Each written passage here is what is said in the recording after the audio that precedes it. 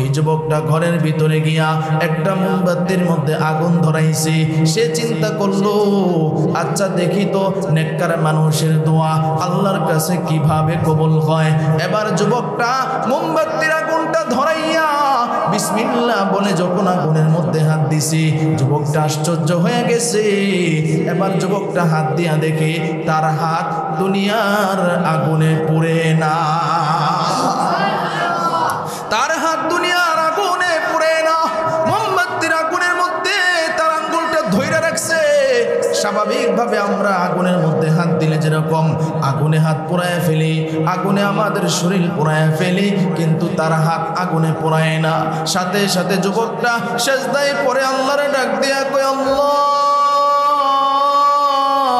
ওগো আল্লাহ, তুমি আমারে কত নিয়ামত দান করেছিলা, তুমি আমারে ধন সম্পদ কম দেও নাই, তুমি আমারে ধনী বাপের সন্তান বানাইছিলা, এরপরও আমি আল্লাহ তোমার শুকরিয়া আদায় করি নাই, জীবনে জিনা কম করি নাই, জীবনে মদ গাঞ্জা কম খাই নাই। ওগো আল্লাহ, আজকে আমার বুঝে আসছে তোমার থেকে দয়াময় আর কেউ নাই।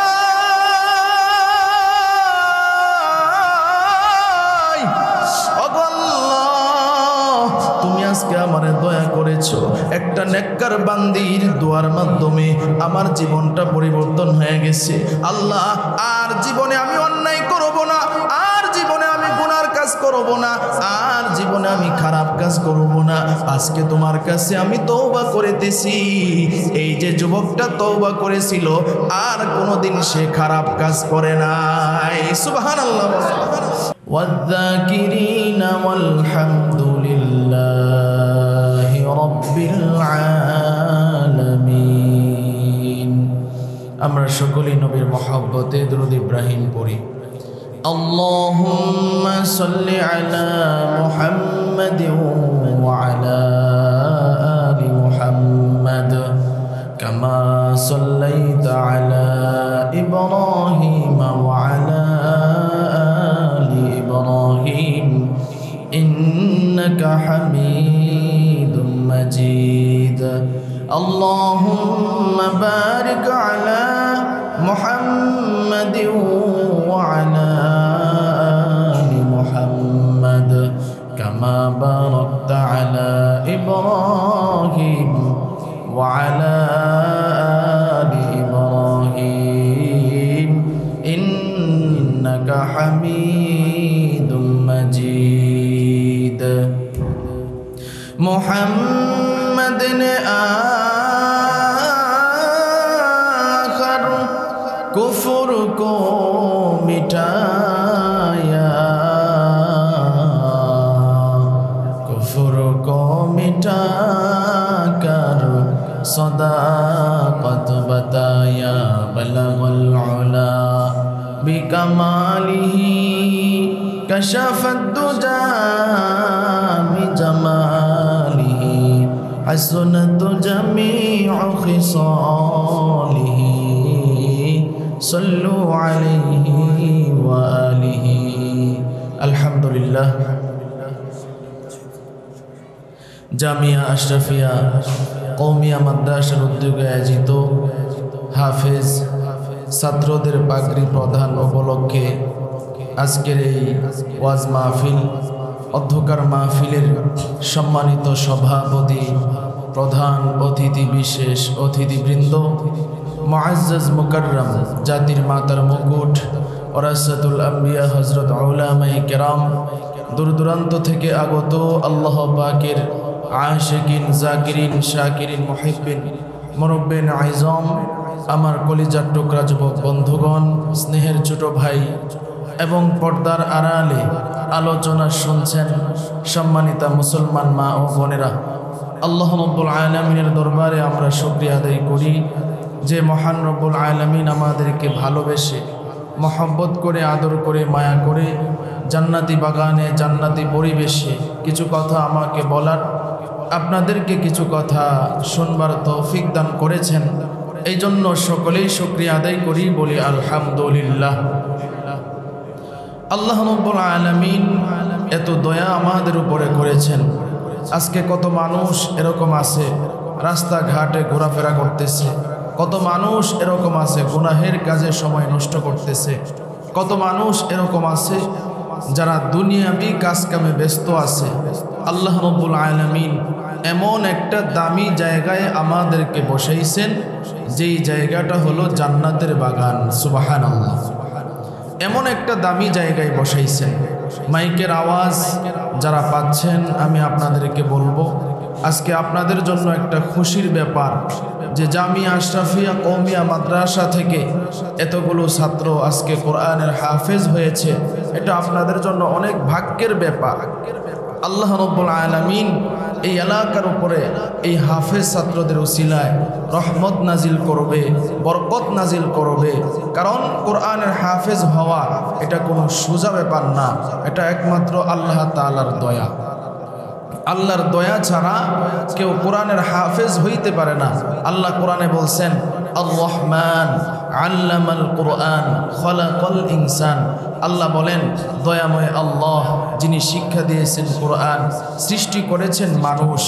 আল্লাহ সর্বপ্রথম কেন রহমান শব্দ আনলেন? মুফাসসিরিনে কেরাম বলেন এই জন্য আনছেন, আল্লাহ বুঝাইছেন যে আল্লাহর দয়া ছাড়া কেউ কোরআন শিক্ষা গ্রহণ করতে পারে না, আল্লাহর দয়া ছাড়া কেউ কোরআন শিক্ষা দিতেও পারে না। আল্লাহ রাব্বুল আলামিনের দয়ায় আজকে জামিয়া আশরাফিয়া কওমিয়া মাদ্রাসা থেকে এতগুলো ছাত্র আলহামদুলিল্লাহ কোরআনের হাফেজ হয়েছে। এটা আমাদের এলাকার জন্য অনেক সৌভাগ্যের বিষয়। কথা ঠিক কিনা বলে? আল্লাহ রাব্বুল আলামিন আমাদের উপরে এত দয়া করেছেন। মাইকের আওয়াজ যারা পাচ্ছেন, আমি আবারও বলবো আপনারা বাহিরে না থেকে সবাই ইনশাআল্লাহ আমাদের যেখানে আয়োজন হয়েছে মাদ্রাসার ভিতরে আমরা চলে আসি। আমাদের সামনে আমার পরপরই আলোচনা করবেন আলহাজ হাফেজ মাওলানা মুফতি আমির হামজা বিন হাশেম সাভারি সাহেব হুজুর। এরপরে আরও দুইজন মেহমান আছেন, মুফতি হিফজুর রহমান সাহেব দামাত বারকাতুহুম, মুফতি মাসুম বিল্লাহ দামাত বারকাতুহুম। বড় বড় উলামায়ে কেরাম এখানে আলোচনা করবেন, বড় বড় উলামায়ে কেরামের আগমন ঘটবে। এটা আমাদের জন্য অনেক সৌভাগ্যের বিষয়। কথা ঠিক কিনা? এই জন্য আমরা বাহিরে না থেকে ইনশাআল্লাহ চলে আসি বরকতের জন্য। কারণ নেককার মানুষদেরকে দেখলে, উলামায়ে কেরামের চেহারা দেখলেও আল্লাহ সগীরা গুনাহ মাফ করে দেয়। সুবহানাল্লাহ। আল্লাহ রাব্বুল আলামিন সগীরা গুনাহগুলি মাফ করে দেয়। এই জন্য সবাই ইনশাআল্লাহ চলে আসি। নেককার মানুষের দোয়ার বরকত এমন একটা ঘটনা আমি বললে বুঝবেন। দুই বন্ধু ঘুরতে গেছে, সফরে গেছে। সফরে যখন গেছে তো এক বন্ধু আর এক বন্ধু মিলে পরামর্শ করছে যে বন্ধু, আমরা দুইজন মিলে একদিন আগে রান্না করব আমি, এর পরের দিন রান্না করবা তুমি। এইভাবে যখন পরামর্শ করলো, পরামর্শ করার পরে এক এক দিন এক একজন রান্না করে। খুব গভীর মনোযোগ দিয়ে বুঝবেন। এক এক দিন যখন এক একজন রান্না করে, তো এক বন্ধু যখন রান্না করতেছিল তখন আরেক বন্ধু দেখতেছিল লুকায়া যে ওই বন্ধু যখন আগুনের চুলা জ্বালায় তখন আগুন হাত দিয়া নাড়াচাড়া করে। সুবহানাল্লাহ। আগুন হাত দিয়া কি করে? নাড়াচাড়া করে। হাত দিয়া যখন নাড়াচাড়া করে তখন ওই বন্ধু তো আশ্চর্য হয়ে গেল, ব্যাপারটা কি যে হাত দিয়া আগুন নাড়াচাড়া করে, এটা তো সামান্য কোনো বিষয় নয়। হাত দিয়ে আগুন যে ব্যক্তি নাড়াচাড়া করে অবশ্যই আল্লাহর কাছে প্রিয়।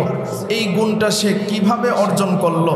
এবার বন্ধুরে বন্ধু ডাক দিয়া কয়, বন্ধুরে তোমার গোপন একটা রাজ আমি দেইখা ফেলছি, যেই গোপন অবস্থা হয়তোবা আর কেউ জানে না। বলে কি দেখছো? বলে তুমি যখন রান্না করো তখন আগুন নিভে গেলে দেখছি হাত দিয়ে আগুন ধরে নাড়াচাড়া করো, এটা কিভাবে সম্ভব? এবার ওই বন্ধু ডাক দিয়া কয়, বন্ধুরে এটা একটা নেককার মানুষের দোয়ার বরকতে আল্লাহ আমারে এই বরকতময় জিনিসটা দান করছে। সকলেই বলেন সুবহানাল্লাহ। আল্লাহ তাআলা এই কেরামতি দান করছেন। এবার কয় কিভাবে? বলে বন্ধু, আমার বাড়ির পাশে একটা নেককার মহিলার ঘর ছিল, যার বাপেও ছিল বড় আল্লাহ ওয়ালা নেককার মানুষ। আমার বাপ এলাকার মধ্যে বড় সওদাগর ছিল, ধনী লোক ছিল। আমার বাপের টাকা পয়সার অভাব ছিল না। আমার বাপের টাকা পয়সা থাকার কারণে আমার এমন কোনো খারাপ কাজ নাই যে আমি করি নাই। আমার এমন কোনো খারাপ কাজ ছিল না যে আমার জীবনে বাকি ছিল। আমি আমার বাড়ির দোতলার ছাদে যখন বসেছিলাম, হঠাৎ করে আমার পাশের ঘরের নেককার যে মেয়েটা, ওই মেয়েটা জানালার পাশে কাপড় লাড়তে আসছে। আমার চোখ তার চোখের সাথে পড়লো। এবার তার চেহারা দেখে আমি সুন্দর, তার চেহারা দেখে মুগ্ধ হয়ে গেলাম। এবার চিন্তা করলাম তার সাথে প্রেমের প্রস্তাব দেওয়া যায় কিনা। আমি চেষ্টা করলাম, কিন্তু সে যেহেতু দিনদার, সে আমার প্রেমের প্রস্তাবে রাজি হয় নাই। আমারে বলে, ইত্তাকুল্লাহ, আমি আল্লাহরে ভয় করে চলি। সকলে বলেন সুবহানাল্লাহ। আমি আল্লাহরে ভয় করে চলি। আল্লাহ রাব্বুল আলামিন কোরআনের মধ্যে জানায়া দিয়েছেন, একমাত্র ভয় করতে হবে আল্লাহকে। আল্লাহকে যদি ভয় করে না চলি, হাসরের ময়দানে আল্লাহর সামনে আমাকে হিসাব দিতে হবে। ওই নেককার মহিলা এবার ওই যুবকটাকে ডাক দিয়া কয়, ও যুবক ভাই, আমারে তুমি ডিস্টার্ব করবা না। আল্লাহ রাব্বুল আলামিন সুন্দর ব্যবস্থা করে দিয়েছেন বিবাহের মাধ্যমে। প্রস্তাব দিয়া তুমি যদি আমাকে বিবাহ করতে পারো, তাহলে আমার বাপের কাছে তুমি বিবাহের প্রস্তাব দাও। আর না হয় এইভাবে তুমি আমার সাথে এইভাবে কুপ্রস্তাব দিতে পারো না। মহিলা যখন এই কথা বলল, যুবকের কোনো কথাই যখন মহিলা রাজি হয় নাই, এবার ওই যুবকটা তার বাবার কাছে গেল, ডাক দিয়া কয়, ও আব্বাজান, আমাদের পাশের ঘরের যে মেয়েটা, ওই মেয়েটাকে বড় আমার পছন্দ হয়েছে, আমি তারে বিবাহ করতে চাই। এবার তার বাপে ওই মেয়ের বাপের কাছে প্রস্তাব নিয়ে গেল, ডাক দিয়া কয়, ও ভাইজান, আপনার মেয়েকে আমার ছেলের সাথে বিবাহ দিতে হবে। এবার নেককার ওই বাপে ডাক দিয়া কয়, না না, আমার মেয়েকে আপনার ছেলের সাথে বিবাহ আমি দিতে রাজি হব না। কেন আমার মেয়ের সাথে, কেন আমার ছেলের সাথে আপনি বিবাহ দিতে রাজি হবেন না? এবার ডাক দিয়া কয়, আপনার সন্তান মদ খায়, আপনার সন্তান নেশা করে, আপনার সন্তান ইয়াবা খায়, আপনার সন্তান জিনার সাথে সম্পৃক্ত। একটা বদকার ছেলের সাথে আমি কখনো বিবাহ দিতে রাজি হইতে পারি না। কারণ রসুল বলছেন, 4টা জিনিস দেখে বিয়া করো। এর মধ্যে 1 নাম্বার সৌন্দর্য, 2 নাম্বার বংশ, 3 নাম্বার হচ্ছে তার ধন সম্পদ কেমন আছে, 4 নাম্বার হচ্ছে নেক কাজ। এই নেককার মানুষটা যদি দেখে তুমি বিবাহ দাও, 3টা গুণ যদি না থাকে, নেককার মানুষ দেখা তুমি বিবাহ করতে পারবা, দিতে পারবা, তোমার সন্তানের ভিতরে তো ওই নেককারের গুণটা নাই। আল্লাহু আকবার। ওই সন্তানের ভিতরে তো নেককারের গুণ নাই, সে বদকার, নেককার না, নেককার না।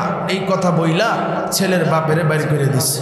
বাহির করে যখন দিছে, এবার ছেলের বাপ খুব রাগ করছে, রাগ কইরা বাড়িতে চলে গেছে। ছেলেরে যখন বলছে, ছেলেও এবার খুব রাগ গোসা হইছে, আর কোনো মেয়ের সাথে ওইরকম আচরণ করতে যায় নাই।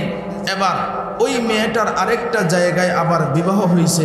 বিবাহ যখন হইছে, বিবাহ হওয়ার পরে আল্লাহর কি কুদরত, কয়েক বছর যাওয়ার পরে 3টা সন্তান হইছে। 3টা সন্তান হওয়ার পরে তার স্বামীটা মারা গেছে। স্বামীটা মারা যাওয়ার পরে অসহায় হয়ে গেছে, ঘরের ভিতরে খাবার দাবার কিচ্ছু নেই। এবার ওই মেয়েটা অসহায়ত্ব নিয়ে এত কষ্ট করতেছেন, সন্তানগুলো খাবার খাইতে পারে না, বারবার মার কাছে আবদার জানায়, ওগো আম্মা জান, আমাদেরকে খাবারের ব্যবস্থা করেন। ওই এলাকার মধ্যে আবার এমন অবস্থা শুরু হয়েছে, এলাকার মধ্যে এমন অবস্থা শুরু হয়েছে, খাবার দাবারের খুব অভাব।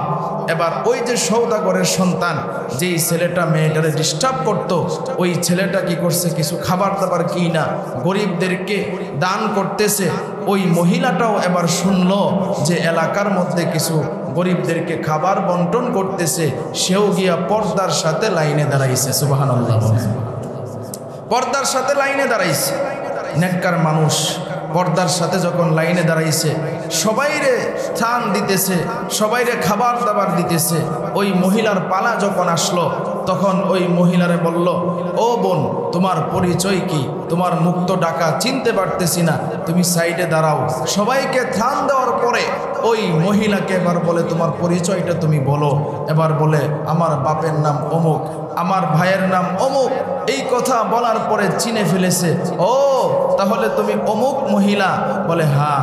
বলে তাহলে তোমাকে তো আমি অনেক কিছু বলছিলাম, রাজি হও নাই, আজকে কষ্টের মধ্যে আসো, এখনো সময় আছে, তুমি যদি আমার সাথে সময় দাও তাহলে আমি তোমাকে সব কিছু দিব। মহিলা ডাক দিয়া কয়, ইত্তাকুল্লাহ, আমি একমাত্র ভয় পাই আল্লাহকে। সুবহানাল্লাহ বলে। মহিলা কোরআনের আয়াত শোনায়া দিলেন, ومن يتق الله يجعل له مخرجا ويرزقه من حيث لا يحتسب। মহিলা ডাক দিয়া কয়, যে বান্দা আল্লাহরে ভয় করে চলে, আল্লাহ রাব্বুল আলামিন তাকে সম্মানের রিজিক দান করে। সুবহানাল্লাহ, সম্মানের রিজিক দান করে। মহিলাটা এই কথা বলে চইলা গেল। বাচ্চাগুলা বারবার জিজ্ঞাসা করে, ওগো আম্মা জান, কি হয়েছে? সবাইরে খাবার দিল, তোমারে কেন খাবার দেয় নাই?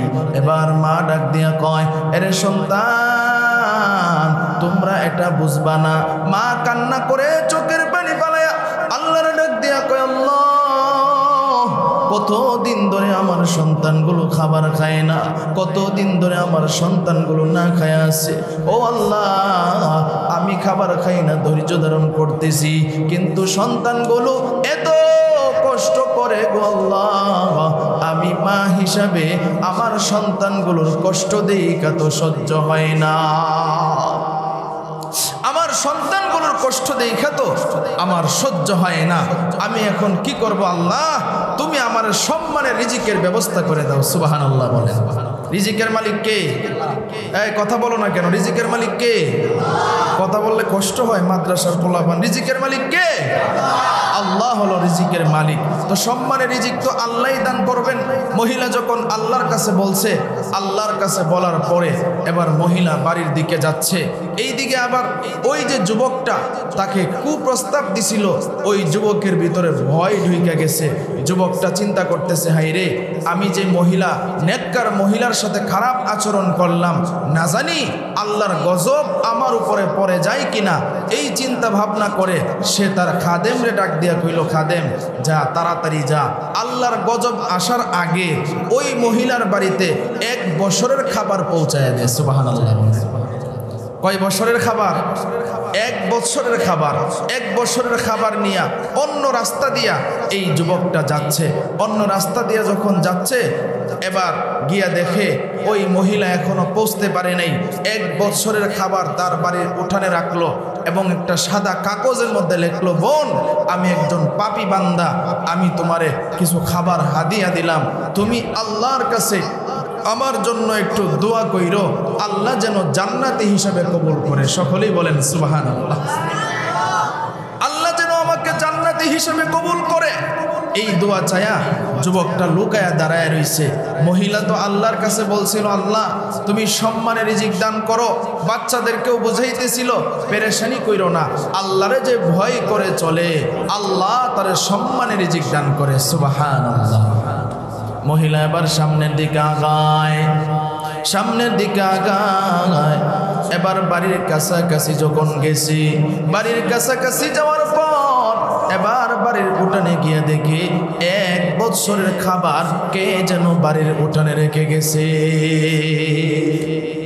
1 বছরের খাবার কে যেন বাড়ির উঠানে রেখে গেছে। মহিলার সাথে সাথে এটা দেখে সেজদায় পড়ে আল্লাহরে ডাক দিয়ে বলে, আল্লাহ, তোমার থেকে রহমান, তোমার থেকে রজ্জাক, তোমার থেকে গফফার আর কেউ নাই। ওগো আল্লাহ, তুমি যে উত্তম রিজিক দাতা, তোমার থেকে বড় রিজিক দাতা আর কেউ নাই। আল্লাহু আকবার। উত্তম রিজিক দাতা আল্লাহ, তোমার থেকে বড় রিজিক বিধাতা আর কেউ নাই। মহিলা সেজদায় পড়ে আল্লাহর কাছে শুকরিয়া আদায় করলেন। এরপরে দেখলেন খাবারের উপরে একটা সাদা কাগজের মধ্যে একটা চিঠি লেখা, ও বোন, আমি একজন পাপী বান্দা, তুমি আমার জন্য দোয়া কইরো, আল্লাহ যেন আমাকে জান্নাতি হিসেবে কবুল করে। সুবহানাল্লাহ। মহিলা এটা দেখা মহিলা আল্লাহর ডাক দিয়া কয়, আল্লাহ, তুমি ক্ষুধা অবস্থায় একটা বদকার লোকের চেহারা দেখাইলা, আর আজকে আমার সামনে কত খাবার। যেই নেককার বান্দাটা আমার এই খাবারের ব্যবস্থা করে দিল, 1 বছরের খাবার আমার ঘরের সামনে রাইখা গেল, এই নেককার বান্দার চেহারাটা আমি দেখতে পারলাম না। আল্লাহ, এই নেককার বান্দাটা আমার কাছে দোয়া চাইছে, আমি যেন তোমার কাছে দোয়া করি। এই নেককার বান্দাটার জন্য আমি তোমার কাছে দোয়া করব। মহিলা আবার জায়নামাজ বিছায়া রবের নিকটে 2 রাকাত নামাজ পড়ছে। কয় রাকাত? জোরে আওয়াজ দিয়ে বলো, কয় রাকাত? 2 রাকাত নামাজ পড়ছে। 2 রাকাত নামাজ পড়া আল্লাহর ডাক দিয়া কয়, আল্লাহ, তোমার যেই বান্দাটা আমারে রিজিকের ব্যবস্থা করে দিছে, খাবারের ব্যবস্থা করে দিছে, 1 দিন নয় 2 দিন নয়, 1 বছরের খাবার আমার ঘরের সামনে পৌঁছায় দিয়েছে। ওগো আল্লাহ, তুমি তারে জাহান্নামের আগুনে পোড়ায়ও না, জান্নাতি হিসেবে কবুল করে নিও। শুধু জাহান্নামের আগুনে পোড়ায়ও না তা না, আল্লাহ তুমি তারে দুনিয়ার আগুনেও পোড়ায়ও না। সুবহানাল্লাহ। দুনিয়ার আগুনেও তারে পোড়ায়ও না। এই যে মহিলা আল্লাহর কাছে দোয়া করছে, ওগো আল্লাহ, তুমি তারে জান্নাতি হিসেবে কবুল করিয়া নাও, তুমি তারে জাহান্নামের আগুনে পোড়ায়ও না, দুনিয়ার আগুনেও পোড়ায়ও না গো আল্লাহ। এই দোয়াটা আবার যুবকটা আড়াল থেকে শুনছে। যুবক এক দৌড় দিয়া বাড়িতে চইলা গেছে, কারণ যুবক জানে নেককার মানুষের দোয়া আল্লাহর কাছে কবুল হয়। এবার যুবকটা বিশ্বাস করার জন্য, আরো বেশি বিশ্বাসের জন্য, ওই যুবকটা ঘরের ভিতরে গিয়া একটা মোমবাতির মধ্যে আগুন ধরাইছে। সে চিন্তা করলো, আচ্ছা দেখি তো নেককার মানুষের দোয়া আল্লাহর কাছে কিভাবে কবুল হয়। এবার যুবকটা মোমবাতির আগুনটা ধরাইয়া বিসমিল্লাহ বলে যখন আগুনের মধ্যে হাত দিছে, যুবকটা আশ্চর্য হয়ে গেছে। এবার যুবকটা হাত দিয়া দেখে তার হাত দুনিয়ার আগুনে পুড়ে না, তার হাত দুনিয়ার আগুনে পুড়ে না, মোমবাতির আগুনের মধ্যে তার আঙ্গুলটা ধইরা রাখছে। স্বাভাবিকভাবে আমরা আগুনের মধ্যে হাত দিলে যেরকম আগুনে হাত পোড়ায় ফেলি, আগুনে আমাদের শরীর পোড়ায় ফেলি, কিন্তু তার হাত আগুনে পোড়ায় না। সাথে সাথে যুবকটা সেজদায় পড়ে আল্লাহর ডাক দিয়া কয়, আল্লাহ, ওগো আল্লাহ, তুমি আমারে কত নিয়ামত দান করেছিলা, তুমি আমারে ধন সম্পদ কম দেও নাই, তুমি আমারে ধনী বাপের সন্তান বানাইছিলা, এরপরও আমি আল্লাহ তোমার শুকরিয়া আদায় করি নাই, জীবনে জিনা কম করি নাই, জীবনে মদ গাঞ্জা কম খাই নাই। ওগো আল্লাহ, আজকে আমার বুঝে আসছে তোমার থেকে দয়াময় আর কেউ নাই।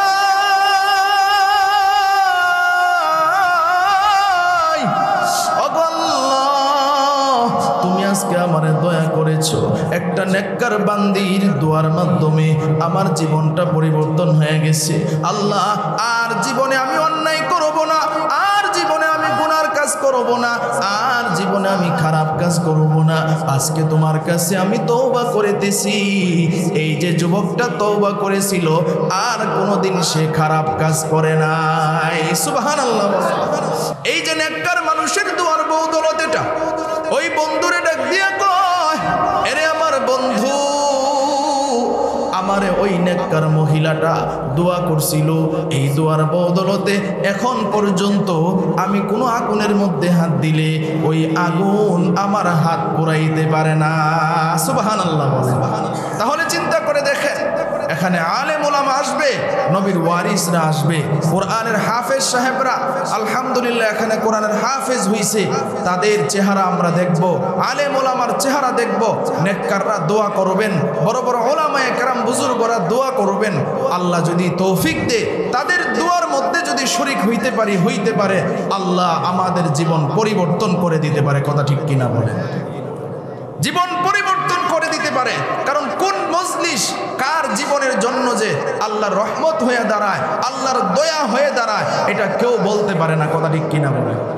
সামনে কালকেই প্রথম তারাবি হবে। আল্লাহ রাব্বুল আলামিন এই রমজান মাস কেন বরকত, কেন এই রমজান মাসের বেশি দাম বাড়াইছেন জানেন? কারণ এই রমজান মাসে আল্লাহ কোরআন নাজিল করছে, এই জন্য রমজান মাসের দাম বেড়ে গেছে। সুবহানাল্লাহ। একজন কোরআনের হাফেজের কত দাম!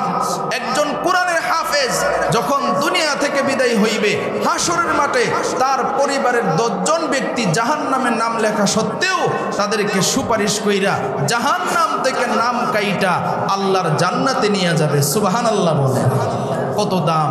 একজন কোরআনের হাফেজের মা বাবাকে আল্লাহ স্বর্ণের মুকুট পরাইয়া দিবেন। আমরা সব সময় এই ওয়াজ শুনি, কিন্তু আমাদের সন্তানগুলোকে কোরআনের হাফেজ বানানোর চেষ্টা করি না। অনেক এমন মানুষ আছে যারা বলে মাদ্রাসায় পড়াইলে কি খাবার দাবার পাবে, এমন লোক আছে না নাই? আরো জোরে বলেন আছে না নাই? মাদ্রাসায় পড়াইলে খাবার দাবার পাবে না। আমি বলি আরে ভাই, মাদ্রাসায় পড়াইলে খাবার দাবার পাবে না এই কথাটা ভুল। মাদ্রাসায় যে পইরা আলেম হয় সে খাবার দাবার খায়া পারে না, কথা ঠিক কিনা বলেন? এত পরিমাণ খাবার আল্লাহ তারে খাওয়ায়, এত সুন্দর রিজিকের ব্যবস্থা আল্লাহ করে যেটা পৃথিবীর অন্য কেউ খাইতে পারে না, কথা ঠিক কিনা বলেন? এমন ভালো ভালো সুস্বাদু খাবার আল্লাহ খাওয়ায়, যেটা আমি নিজে প্রমাণিত। সারা বাংলাদেশে ঘুরে ঘুরে এমন এমন জায়গায় আল্লাহ নেওয়ায়, এমন এমন ভালো খাবার আল্লাহ খাওয়ায়। এরকম আমার মতো যারা আছেন সবাইকে আল্লাহ তাআলা এরকম সম্মানের রিজিক দান করে। তাহলে কেউ কোরআনের শিক্ষা নিলে সে কি ঠগে না জিতে? আরো জোরে বলেন, ঠগে না জিতে? কিন্তু যারা বুঝে না তারা হচ্ছে সবচাইতে নির্বুধ আর বোকা। আল্লাহ রাসূল সার্টিফিকেট দিছেন, এই পৃথিবীর মধ্যে সবচাইতে উত্তম মানুষ আল্লাহর কাছে কারা জানো? রাসূল কয় খায়রুকুম মান তাআল্লামাল কুরআনা ওয়া আল্লামা। রাসূল কয় এই পৃথিবীর মধ্যে সবচাইতে উত্তম মানুষ হইল তারা কোরআন শিক্ষা করে যারা। জোরে বলেন সুবহানাল্লাহ। এই পৃথিবীর মধ্যে উত্তম মানুষ হইল তারা কোরআন শিক্ষা দেয় যারা। তাহলে চিন্তা করেন, রাসূল বলছেন যারা কোরআন শিক্ষা করে, যারা কোরআন শিক্ষা দেয় তারাই হইল পৃথিবীর মধ্যে সবচাইতে আল্লাহর কাছে দামি। সুবহানাল্লাহ। তাহলে এলাকার মানুষ আমরা যারা আছি, আমাদের জন্য সৌভাগ্যের বিষয় আজকে এই মাদ্রাসায় কোরআনের হাফেজ হয়েছে। মাদ্রাসায় আমরা সকলে ইনশাআল্লাহ আসি, আমরা কোরআনের হাফেজদেরকে দেখব, আলেম ওলামাদেরকে দেখব। আল্লাহ রাব্বুল আলামিন আমাদের সকলকে এই কথাগুলির উপর আমল করার তৌফিক দান করুক। ওয়া আখিরি দাওয়ানা আনিল হামদুলিল্লাহি রাব্বিল আলামিন। আসসালামু আলাইকুম ওয়া রাহমাতুল্লাহি ওয়া বারাকাতুহু।